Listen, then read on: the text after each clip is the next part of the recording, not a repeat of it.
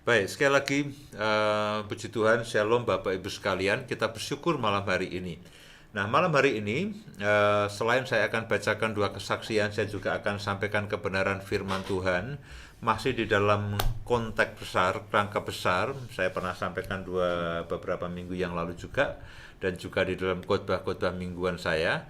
Ya, saya masih berbicara mengenai keajaiban kasih karunia Tuhan dalam kehidupan kita. Nah, kata kasih karunia itu kata yang sangat umum, sangat sering kita ucapkan di kalangan anak-anak Tuhan, di dalam kalangan Kristen. Kata-kata anugerah atau kasih karunia sangat sering kita ucapkan. Oh, semuanya karena kasih karunia, ini semua hanya karena anugerah Tuhan. Betul, saudaraku, Bapak Ibu sekalian, bahwa memang semuanya kalau sejauh ini itu kita bisa melewati semua fase kehidupan kita, itu memang karena anugerah, karena kasih karunia yang daripada Tuhan sendiri. Bahkan keselamatan yang saya dan Bapak Ibu sekalian nikmati karena kita percaya kepada Yesus, itu juga merupakan kasih karunia. Ya, Alkitab mengatakan oleh kasih karunia kamu diselamatkan. Itu bukan usahamu. Satu-satunya hal yang kita lakukan itu hanya percaya. Dan percaya itu sejatinya tidak mengeluarkan keringat. Percaya itu di dalam hati. Aku percaya. Ya, di dalam hati kita percaya, di dalam mulut kita mengaku, lalu sebagai sebuah tanda kita didoakan, kita berdoa, Tuhan aku menerima Engkau sebagai Tuhan dan Juru Selamat. Lalu kita dibaptis sebagai sebuah proklamasi bahwa kita mati, dikuburkan, lalu dibangkitkan bersama-sama dengan Kristus, diselamkan, itu artinya dikuburkan tubuh dosa kita. Semua dosa kita itu dikuburkan, dan ketika kita dibangkitkan, kita bangkit dengan kelahiran yang baru, dan semuanya itu hanya karena kasih karunia. Itu adalah kemurahan Tuhan, itu adalah kebaikan Tuhan semata yang dianugerahkan kepada Bapak, Ibu, Saudara, dan saya. Jadi kasih karunia itu dianugerahkan. Satu-satunya hal yang kita perlu lakukan itu hanya percaya.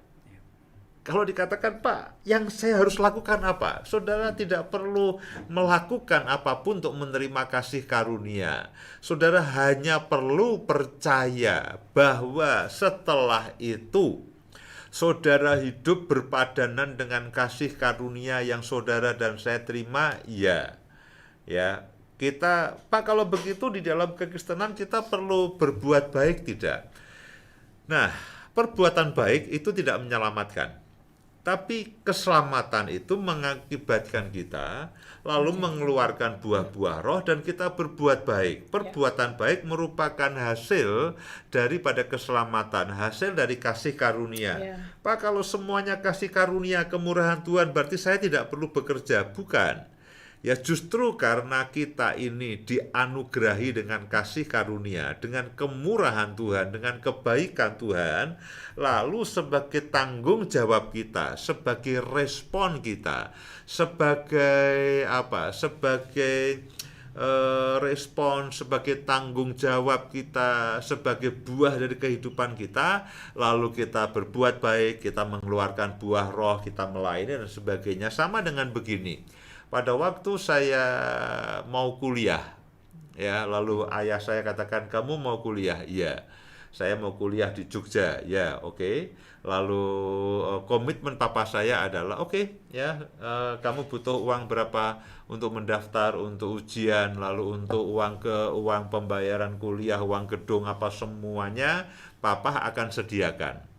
Ya, itu di awal papa sudah sediakan semua biaya kehidupanmu, semua biaya kuliahmu, papa mama akan sediakan. Ya, akan sediakan. Saya tidak perlu membayar apa-apa. Saya tidak perlu membayar apa-apa. Papa katakan, kamu tidak perlu membayar apa-apa. Ini papa sediakan. Satu-satunya yang perlu kamu lakukan adalah tanggung jawab. Setelah kamu mendapatkan kemurahan ini dengan semua biaya untuk kehidupan, untuk kos, untuk kehidupan, untuk semua biaya kuliah, membayar praktikum, membeli alat-alat semuanya dan sebagainya, itu sediakan. Saya tidak perlu melakukan apa-apa.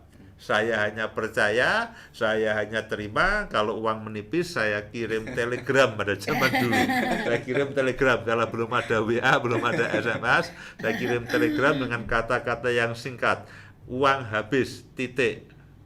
Harap kirim. Nah, cuma 4 kata gitu aja. Ya, tidak ada basa-basi, shalom, selamat malam. Karena kalau begitu makin banyak kata-katanya makin mahal itu ongkos telegramnya.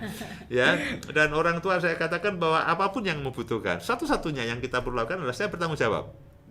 Ya, ketika saya dianugerahi dengan biaya itu, ya saya kuliah dengan baik, saya lakukan tugas dengan baik, lalu semuanya saya lakukan dengan baik dan bersyukur sampai akhirnya saya bahkan lulus dan sebagainya. Nah, itulah kasih karunia yang dianugerahkan kepada saudara dan saya. Nah, dianugerahkan itu artinya adalah diberikan secara cuma-cuma meskipun tidak layak menerimanya. Ya, dianugerahkan secara cuma-cuma kepada orang yang sebetulnya tidak layak menerimanya. Lah, itu dianugerahkan. Nah, kasih karunia itu selalu dianugerahkan. Itu bukan merupakan upaya kita sendiri.